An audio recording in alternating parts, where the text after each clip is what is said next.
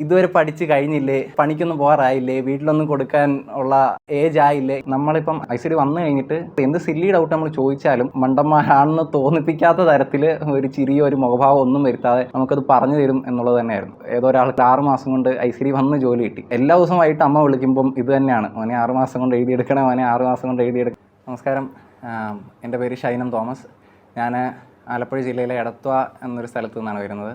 ഞാൻ post graduation mathematics എന്ന സബ്ജക്റ്റിൽ cent Thomas college പാലയിൽ നിന്ന് പോസ്റ്റ് ഗ്രാജുവേഷൻ കംപ്ലീറ്റ് ആക്കിയതിന് ശേഷമാണ് ഇനി എന്ത് എന്നൊരു ചോദ്യം സീരിയസ് ആയിട്ട് നമ്മളോട് തന്നെ ചോദിക്കാനായിട്ടൊക്കെ തുടങ്ങി. കാരണം ഏതൊരു വിദ്യാർത്ഥിയും പോലെ ലൈഫിൻ്റെ ഓരോ സമയത്ത് ഓരോ സ്വപ്നങ്ങളോ ആഗ്രഹങ്ങളോ ഒക്കെ ആയിട്ടിറങ്ങിയ ഒരു വിദ്യാർത്ഥി തന്നെയായിരുന്നു ഞാനും. 10ാം ക്ലാസ്സിൽ പഠിക്കുമ്പോൾ ഇന്നൊരാഗ്രഹമായിരുന്നു, +2 പഠിക്കുമ്പോൾ അത് മാറി, ഡിഗ്രി ഒക്കെ ചെന്നപ്പോഴത്തേക്കും വേറെ ആഗ്രഹം വന്നു. എന്നാലും മാസ്റ്റേഴ്സ് കഴിഞ്ഞിറങ്ങിയ സമയത്താണ് ഇപ്പോൾ ഇനി ശരിക്കും എന്താ ചെയ്യേണ്ടതെന്ന് ഒരു ചോദ്യം ഇങ്ങനെ മനസ്സിൽ തന്നെ ഇങ്ങനെ ഉണ്ടായത്. മെയിൻ കാരണം എന്ന് വെച്ചാൽ ഈ ജോലി ഭയങ്കര അത്യാവശ്യമാണ്. കാരണം ഒരു പോസ്റ്റ് ഗ്രാജുവേഷൻ എടുക്കുന്ന ഏതൊരു വിദ്യാർത്ഥിക്കും അറിയാം, ബാക്കിയുള്ളവരിൽ നിന്ന് നമുക്ക് ലഭിക്കുന്ന കുറേ ചോദ്യങ്ങളുണ്ട്. എന്ന് വെച്ചാൽ ഇതുവരെ പഠിച്ച് കഴിഞ്ഞില്ലേ, പണിക്കൊന്നും പോകാറായില്ലേ, വീട്ടിലൊന്നും കൊടുക്കാൻ ഉള്ള ഏജ് ആയില്ലേ, ഇങ്ങനെ കുറേ ചോദ്യങ്ങളുണ്ട്. അപ്പോൾ ഇതിനൊക്കെ നമ്മൾ ഉത്തരം പറയുന്നത് ഞാൻ പഠിച്ചുകൊണ്ടിരിക്കുകയാണ്, ഇത് കഴിഞ്ഞൊരു ജോലിക്ക് പോകും, ഇങ്ങനെയൊക്കെയുള്ള ഉത്തരങ്ങളാണ് പറയുന്നത്. പക്ഷേ ഈ കഴിഞ്ഞിറങ്ങി കഴിയുമ്പോഴത്തേക്കും എന്തോ നമുക്ക് പിന്നെ ഒരു ഉത്തരവില്ല പറയാനായിട്ട്. അപ്പോൾ ആ ഒരു സമയത്ത് ഞാൻ ആലോചിച്ചപ്പോഴത്തേക്കും എനിക്ക് ഇന്ത്യയിൽ നിന്ന് പുറത്തു പോയി ജോലി ചെയ്യാനുള്ള താല്പര്യം ഇല്ലാത്തത് കൊണ്ടും ഇവിടെ എന്തെങ്കിലും ഒരു ജോലി കണ്ടുപിടിക്കണം, എന്നാൽ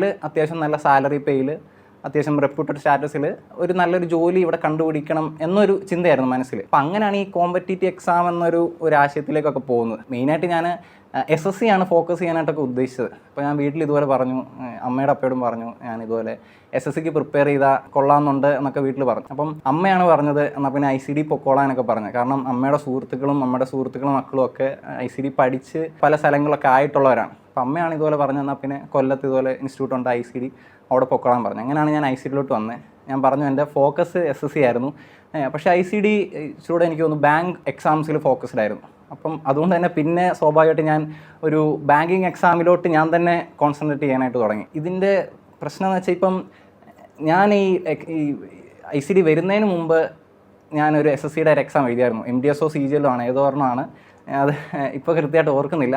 അപ്പോൾ അന്ന് എക്സാം എഴുതിയപ്പോഴത്തേക്കും എനിക്ക് അധികമൊന്നും ചെയ്യാൻ പറ്റിയില്ല. പക്ഷേ അറ്റൻഡ് ചെയ്ത ക്വസ്റ്റ്യൻസൊക്കെ കുഴപ്പമില്ല, ഇത്രയൊക്കെ ഉള്ളോ എന്നൊരു മൈൻഡായിരുന്നു. അപ്പം ഞാൻ ഓർത്തു, ഓക്കെ, കോച്ചിങ് ഇല്ലാതെ എനിക്ക് ചില ക്വസ്റ്റ്യൻസൊക്കെ സോൾവ് ചെയ്യാൻ പറ്റുന്നുണ്ട്, അപ്പോൾ കോച്ചിങ് ഉണ്ടെങ്കിൽ എനിക്ക് കുറച്ചുകൂടെ നല്ലതായിട്ടൊക്കെ ചെയ്യാൻ പറ്റുമെന്നൊരു തോന്നലായിരുന്നു. അങ്ങനെ ICD വന്നു. എനിക്കൊന്ന് കഴിഞ്ഞ വർഷം ഓഗസ്റ്റിലാണ് ICD വന്നത്. അപ്പം കുറച്ചാളൊക്കെ ഇവിടെ പഠിച്ച് കഴിഞ്ഞ് ഇവിടെ മോക്ക് ടെസ്റ്റ് ഇടാനായിട്ട് തുടങ്ങി. ക്ലാസ്സിൽ മോക്ക് ടെസ്റ്റ് ഇടും. ഈ മോക്ക് ടെസ്റ്റ് ഇട്ട് കഴിഞ്ഞ് ഇൻസ്റ്റിറ്റ്യൂട്ടിൻ്റെ ഒരു പരിപാടി എന്ന് പറഞ്ഞാൽ ഈ ആദ്യത്തെ ടോപ്പ് 10 ആൾക്കാരെ കാണിക്കും. ഈ ടോപ്പ് 10 പലപ്പോഴും എനിക്ക് എത്താനായിട്ട് പറ്റിയിരുന്നില്ല ആദ്യത്തെ സമയങ്ങളിൽ. അപ്പോൾ ഞാൻ ഈ കൂട്ടുകാരോട് ഇതുവരെ പറയും, ഇപ്പം ICD ഒരു മെയിൻ ഇൻസ്റ്റിറ്റ്യൂട്ടാണ് കേരളത്തിൽ. അതുപോലെ തന്നെ ഇതുപോലെ നിൽക്കുന്ന കുറേ ഇൻസ്റ്റിറ്റ്യൂട്ടുണ്ട്, അധികം ഫേമസ് ആകാത്ത ഇൻസ്റ്റിറ്റ്യൂഷൻ കാണും. അതുപോലെ തന്നെ കേരളത്തിൽ ഇത്രയാണെങ്കിൽ ഇന്ത്യയിൽ പിന്നെയും കുറേ കാണും. അപ്പോൾ ICD എന്ന് പറഞ്ഞ ഒരു ഇൻസ്റ്റിറ്റ്യൂട്ടിൽ ടോപ്പ് 10 എനിക്ക് എത്താൻ പറ്റിയില്ലെങ്കിൽ അപ്പം ഇങ്ങനെ ഒരു വലിയ എക്സാംസ് നടത്തുമ്പം അവർ നിശ്ചയിക്കുന്നൊരു നമ്പറിനുള്ളിൽ എങ്ങനെ കയറി പറ്റും എന്നൊരു ആദ്യമായിരുന്നു തുടക്ക സമയത്ത്. അപ്പം ഞാൻ അപ്പോഴാണ് മനസ്സിലാക്കിയത്, ഓക്കെ, ക്വസ്റ്റ്യൻസ് സോൾവ് ചെയ്യുക എന്ന് പറയുന്നത് നമുക്ക് ബേസിക്കായിട്ട് നമ്മൾ ആർജിക്കേണ്ട ഒരു കഴിവാണ്.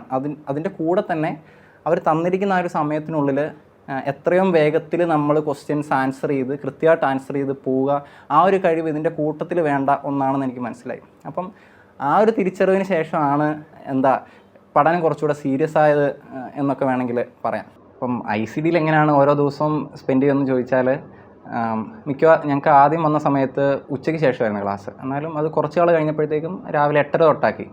അപ്പം രാവിലത്തെ ഒരു 2 അവറുണ്ട്. അപ്പം ആ 2 അവറിൽ ഇവിടെ വന്നിരുന്ന് എന്താണെന്ന് വെച്ചാൽ ടീച്ചർമാർ ചിലപ്പോൾ ക്വാണ്ടായിരിക്കും, റീസണിങ് ആയിരിക്കും, അവർ പഠിപ്പിക്കും.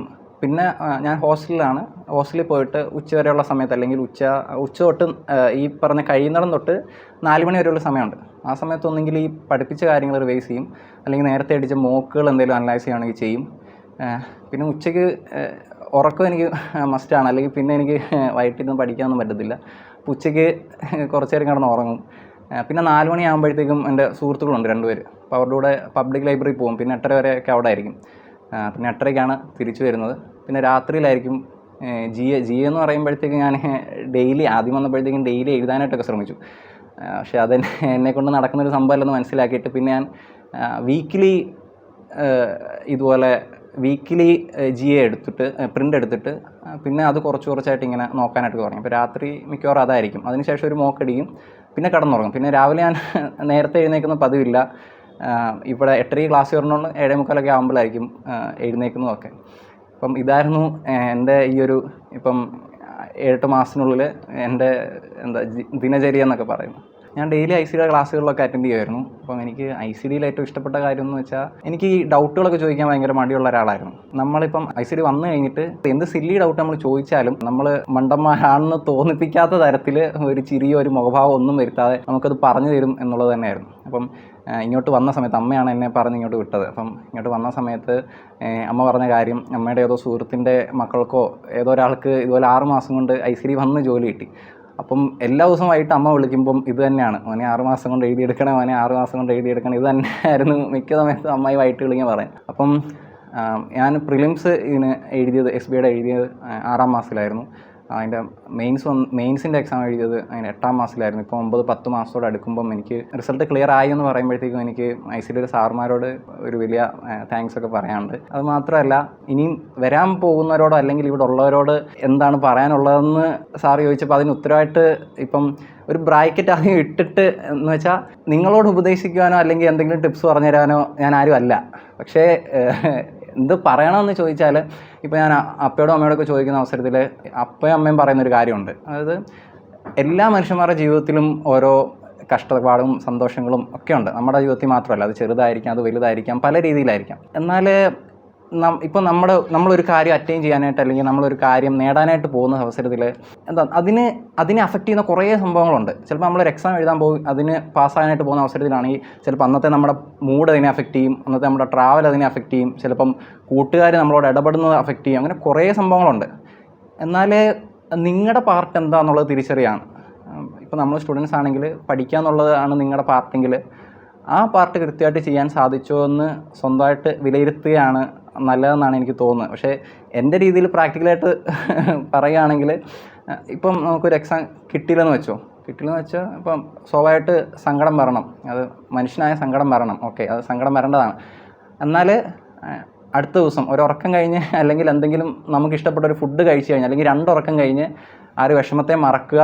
നമ്മുടെ അടുത്ത ഏത് എക്സാമാണോ വരുന്നത്, നമുക്ക് എന്താണ് ഇനി അറ്റൈൻ ചെയ്യാനുള്ളത്, അതിനെ ടാർഗറ്റ് ചെയ്യുക എന്നുള്ളത് തന്നെയാണ്. Okay, thank you.